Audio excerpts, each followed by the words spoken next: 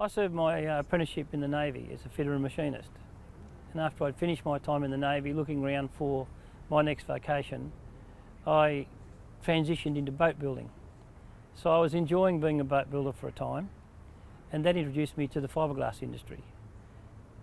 As a consequence of that, I was approached in Newcastle by a company that was at the time making fiberglass pools to assist them in their manufacturing process. So I had to weigh up whether I wanted to remain a boat builder or I'd be a subcontract fiberglass pool manufacturer. I took the road of the fiberglass pool manufacturing industry, and it didn't take long to work out that that was a lot easier road than being a boat builder. One of the major retailers of pools in Sydney at the time was a wonderful chap named Johnny Murdoch. He drove up to Newcastle a week later. We've got the factory immaculate and the moulds are there shining, and there's a couple of the pool shells that we've spent days making look just right. He said, "Tell me about that price again." So I pitched the price again along the basis that I'd really double checked all the figures and I could take another $150 off. And he said, "Well, here's the deal. I'll buy 100 pools, but it's got to be $1,000 more than the price you're quoting me." And he taught me an amazingly valuable lesson. It isn't about, you've got to make a profit to stay in business. So with the best of intentions and the best practices and the best materials of the day, I don't think it took 3 years before we saw osmosis in our fiberglass pools.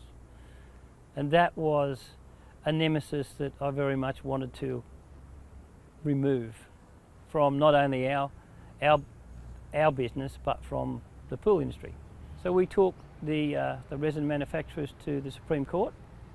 It was a landmark case. I think it was the first time anyone in the world ever won a case against a major resin manufacturer, because they're big companies like Huntsman and as it was known at the time in Australia, Monsanto. It's the old story, every cloud's got a silver lining, and in our case the cloud was obviously the 2 years in court, but the silver lining was the understanding of how the chemistry really worked. So as we evolved from the court case, we were committed to building a fiberglass composite pool that would not get osmosis, or at least to the best of our ability and knowledge, it would not get osmosis. That's what created the chemistry behind the ceramic core. Having achieved that, we were able to offer a warranty that was 20 years. Now, as we all know, most of our industry today work on 25 or even 35-year warranties, which is a good thing. If Compass Pools lifted the bar for the fiberglass industry worldwide, then that's a legacy I will take away with me, because they all do a great job now. I don't know of one fiberglass pool manufacturer that's not building a pretty good product. Australian or in Australia, and Compass has had a major influence on both the American and European markets. There is Compass Pools Europe that build the same pool we do here under licence. They're 10 years old, and the ceramic composite technology was exported to Viking Pools in the States. They eventually ended up making nearly 4,000 pools a year over there before, just prior to the GSC, the company was sold. So we decided that they were the segment of the marketplace that we wanted to go after. We didn't need to take business off the fiberglass sector. We wanted to take some business back from the concrete sector. So I looked at their product and thought, how can we make our pool look like that? And we developed, and it was additionally a part of our patent, but the Pebble Tech technology in composite pools, which is all the chip gel coats you see today, we pioneered that also in 94, 95. So they introduced themselves to me and said, "I'm the president of Paddock, and we also are involved with Paramount. We make an infloor cleaning system called PCC 2000 and by other names, and we've been looking to partner with a one-piece company somewhere in the world for years and never been able to do it." I've gone, why has it not worked? Well, they make their pools and they stack them out there in the paddocks during the winter, and when the summer comes they just want to run them out in the trucks and they don't want to go back and retrofit componentry. No, my comment was, well, what's it sell for?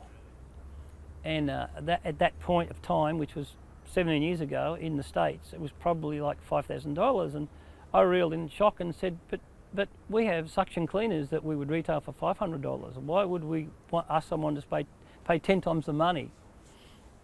And Buzz looked at me and said, yep, you're the same as all those other one-piece guys, and walked off.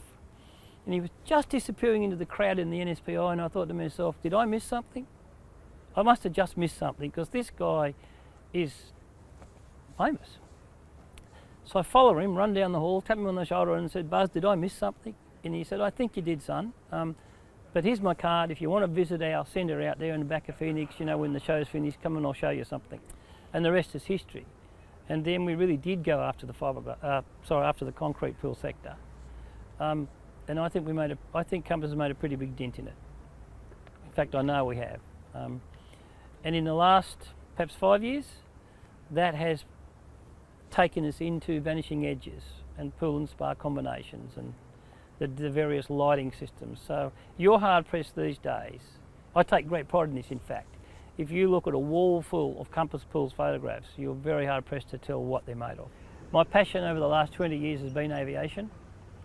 I've been privileged to own and fly all over Australia in a business sense.